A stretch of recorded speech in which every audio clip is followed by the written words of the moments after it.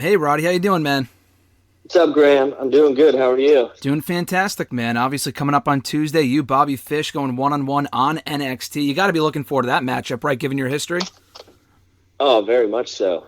Very, very much so. And, just being able to do it on a bigger stage. Yeah. So, I mean, we fought all over the world. Why not fight on sci-fi? For the last 5 years as well, you guys have been teammates on and off, winning tag team titles. What's going to make this matchup different? You mentioned last week on NXT just the fact that it's going to be all over. This bad blood between you two from the last couple of weeks, it's going to be all over on Tuesday night. What's going to make this matchup different from all your other battles, pre-WWE, in WWE, being partners? What's going to make this matchup different from all those? Well, when I mean it's over in the sense of I'm going to be done dealing with him. I Mm-hmm. don't necessarily know if he'll ever be over in a sense because from that time together, there obviously is emotion towards each other. Mm-hmm. We were a family, traveled the road together all the time. There's a lot of stuff that happened behind the scene, which has built up, the emotion and the aggression. And I think the biggest thing that's going to be the difference is the fact that I feel like I'm truly coming into my prime Mm-hmm. and evolving as a performer.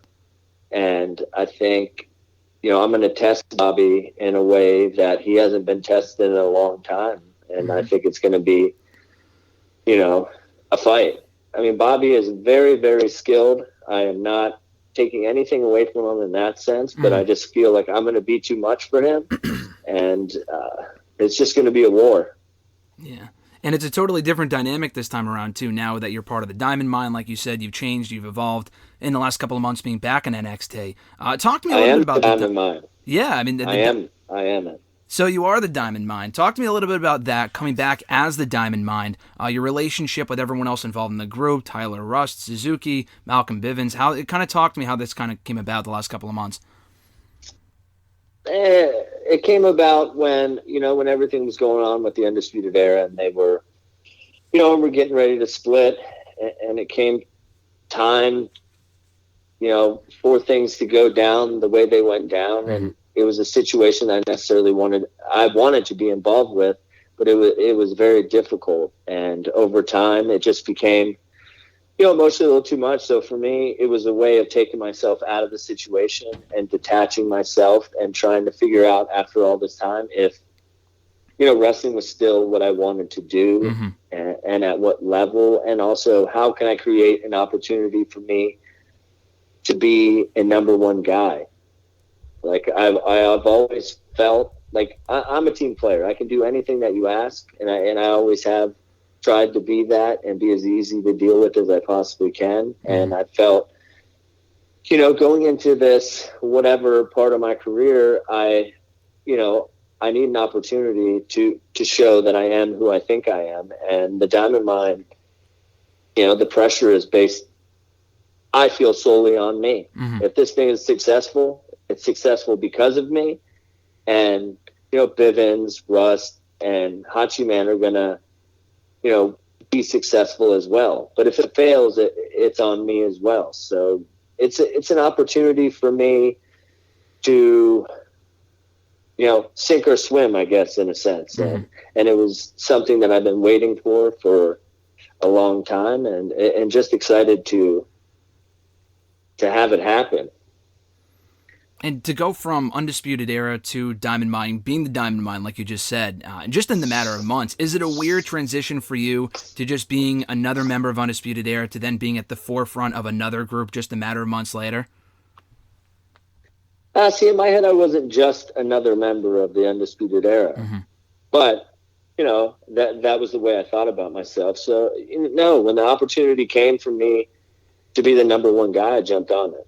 Mm-hmm. I mean, obviously the dynamic's different, but I've known Russ for 12 years, 13 years. I've known him, and I know of Suzuki Hachiman, and I've known Bivens for quite some time. So for me, it was a real opportunity to be put in the spotlight, but also help.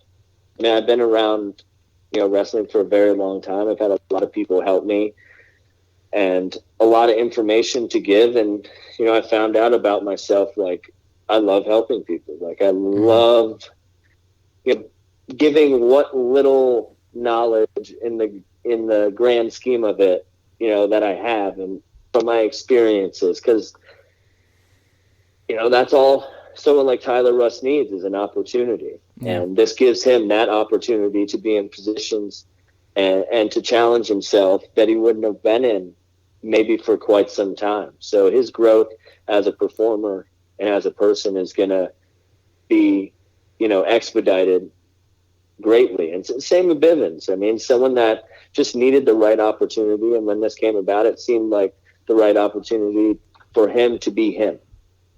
Yeah, I mean, you guys, and to show the world. Mm-hmm. So yeah, kind of going off what you just said there, I was just going to say, you guys have such a strong chemistry among all of you guys. And Bivens specifically, I wanted to go in a little bit more about that because he brings such a different dynamic to Diamond Mine. And we've seen him on and off on NXT TV over the last couple of years. And you mentioned your own history with Malcolm dating back years. I mean, you guys were in the Ring of Honor together dating back 5-6 years, right? Yeah, we were. So, yeah, we've known each other for quite some time. Yeah, he's such a perfect fit for the group as well. Going into Diamond Mine, when you were scouting all these people, and you mentioned your relationship with Tyler Russ, how far you guys go back, was there any other idea, maybe this person on the NXT roster would be a good fit for the group, or what was the selection process there? Was it just kind of looking at people you have experience with that you know would be a good fit for Diamond Mine? No, it didn't necessarily have to be like that. I mean, I gave them some names, and they gave me some names, Mm-hmm. and at the end of the day, it is their idea Mm-hmm. and their vision. So, you know, I trust them in the process of what they think works best. The thing I loved about it for me is there can be affiliates. There can be more people than just who you see Mm-hmm. when you see us on TV. And that's something that is big to me, because then it is helping not only, you know, all of us, it can trickle down and help people that, you know, maybe are a part of the team that train with us, that have very little experience in professional wrestling, that we can, you know, they get to just learn, you know, on the job sort of, and that are around us and involved in training with us. Mm-hmm. And, you know, be able to take stuff from them if they have martial arts backgrounds, you know, and be able to give to them in a professional wrestling sense. So, yeah, it was a fun little process. And I think this is a great opportunity, like I said, just to help as many people as I possibly can when the time's right. That's a great approach to take to it, too, like you just mentioned, with having kind of like affiliates and stuff like that, because we don't really see that with too many stables. Obviously, Undisputed Era wasn't really like that. It was just kind of the four of you, and that was it. So it could kind of evolve over time. With that being said, were there any other faction stables from the past that you kind of look to for inspiration? Like, oh, maybe this would be a kind of good idea to model after. Obviously not follow exactly in someone else's footsteps, but any other stables from the past that you kind of drew inspiration from for the Diamond Mine? Personally, no. Mm-hmm. Because to me, this is just so different. Yep. And I look at it as like a clean slate for me, and to be able to learn how to handle this, because it's such a raw idea. I feel I don't really necessarily know too many factions that have kind of been like this. So, it's a week by week, day by day process, and I think they're figuring that out themselves as well. But the thing I really do love about it is that me and the guys get together and we have conversations. We train together. It's not like something that we're just like, hey, we're this. We actually started doing it, and it's gotten us closer in a faster sense, because Undisputed Era is always going to be special to me. I mean, we legitimately spent so much time together. We know each other so well, and it's just something that you couldn't have thrown another person in that for that to make sense and to feel the way that it did. Mm-hmm. But with this, I love it because we're still building our relationships, and it creates a lot of opportunities for, more people, like I was saying, but also our dynamic can change over time because of that, because we still, as much as we know each other, we don't know each other.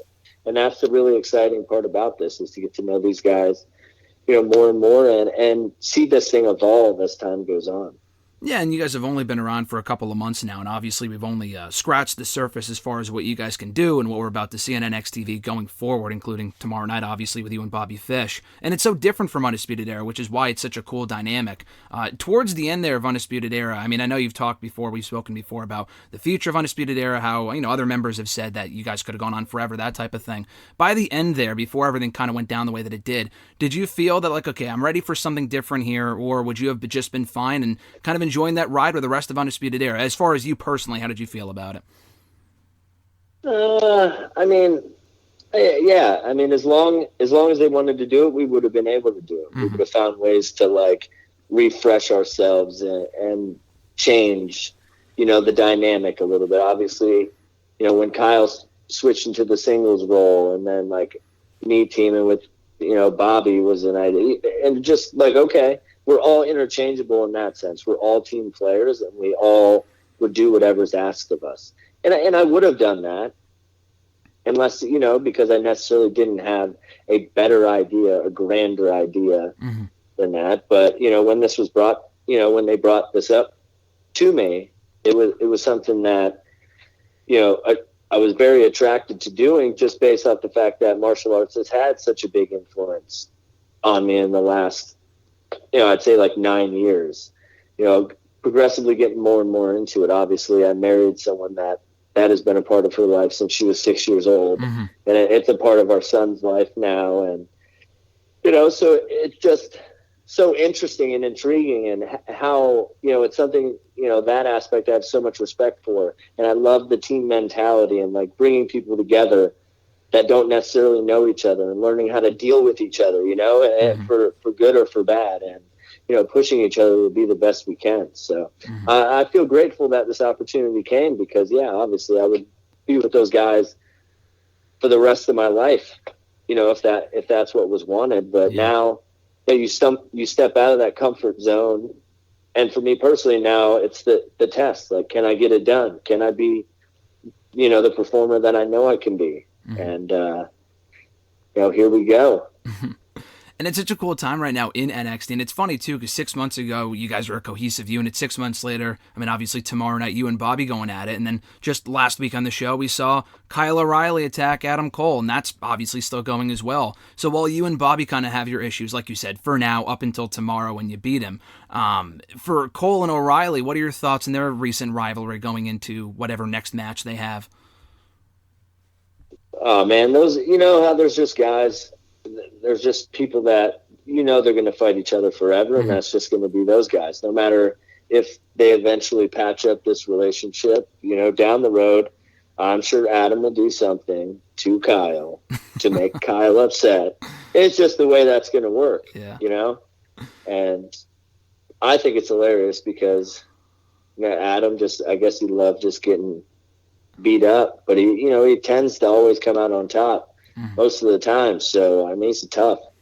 So, yeah, I mean, my thoughts are those guys are just going to fight forever, and it's another step in their long storied history that they will have. Yeah, it's almost like I don't want to say modern day because it was just a couple of years ago, but like the Owens and Zayn of NXT from just a few years ago, and we're kind of seeing that transpire on Raw and SmackDown now. Kind of on that same subject as we wind down here with Cole and O'Reilly going into whatever match they have next. What do you see the future being for those guys? There's been a lot of rumors regarding Cole's future, that being in doubt. O'Reilly, no one knows what's really next for him. Do you see them staying in NXT? Could you see them going to Raw and SmackDown yourself as well? You've been in NXT for a while now as well. What do you see being the future of all the, former Undisputed Era guys, including yourself, whether it being remaining in NXT, going to Raw and SmackDown, or whatever else? I mean, I honestly don't know about those guys. I just know that we'll all be successful in our own way mm-hmm. for as long as we want to be. So if those guys change brands, they'll be successful. If I end up changing brands, I'll be successful. I just wish the best to them all. And, what I focus on is making myself a big success. Mm-hmm. And going forward, last question for you, Roddy. Future opponents. Obviously, tomorrow night you're facing Bobby Fish, but even though you've been in NXT for almost 5 years now, there's still a wide variety of people in the roster that you have yet to work with under the NXT umbrella. I mean, there's Samoa Joe is coming back to NXT. Kushida's obviously in your sights as the Cruiserweight Champion. Anyone specifically stand out to you as someone that you want to mix it up with at some point down the road? Well, I mean, Karrion Kross, he's going to Raw, or he's floating between brands. That's someone I'd like to fight. Yeah, obviously Joe. We've had some battles in the past, and I mean it's been quite some time, but I'd like to get my hands on him. I mean, Swerve with his new attitude. Mm-hmm. I'd like to test him and see what he's all about. That top dollar fellow. I'd love to beat up big guys. So I think that would be fun. And there's Austin Theory again. I would say, because he's so much different than he was when I first worked him in 2019. And let me think. There's some guy. Jake Atlas is a guy too. Mm-hmm. I think he's someone that he's tough. He's very, very tough, and I think I'd like to, test him and show the world his toughness. Yeah, I mean, those are just the names that pop to my head right now. Escobar. Mm-hmm.